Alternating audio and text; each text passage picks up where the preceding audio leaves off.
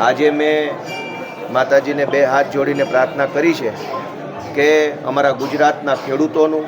ગુજરાતના પશુપાલકોનું, ગુજરાતના રત્ન કલાકારોનું અને ગુજરાતની સૌ જનતાનું ખૂબ સારું માતાજી કરે, સૌને સ્વાસ્થ્ય આપે, સૌને સમૃદ્ધિ આપે, સૌના જીવનમાં શાંતિ અને સલામતી આવે, એ માટે મેં માતાજીને બે હાથ જોડીને પ્રાર્થના કરી છે. વધુમાં આ અમારા કુળદેવી છે અને કુળની માં જ્યારે આશીર્વાદ આપે ત્યારે એ આશીર્વાદને દુનિયાની કોઈ તાકાત રોકી શકતી નથી. અમે જે સંઘર્ષના રસ્તા ઉપર ચાલીએ છીએ એ સંઘર્ષના રસ્તા ઉપર ચાલવાનું વધુ ને વધુ અમને બળ મળે, હિંમત મળે, પ્રેરણા મળે, એ માટે પણ મેં માતાજીને પ્રાર્થના કરી છે કે માતાજી હંમેશા અમને એમના દીકરા તરીકે, એમના સંતાન તરીકે માતાજી હંમેશા અમને રસ્તો બતાવતા રહે, અમારી સાથે રહે અને અમને નિમિત્ત બનાવીને માતાજી ઘણા સારા કામ અમને નિમિત્ત બનાવીને કરાવે, એવી આજે મેં પ્રાર્થના કરી છે.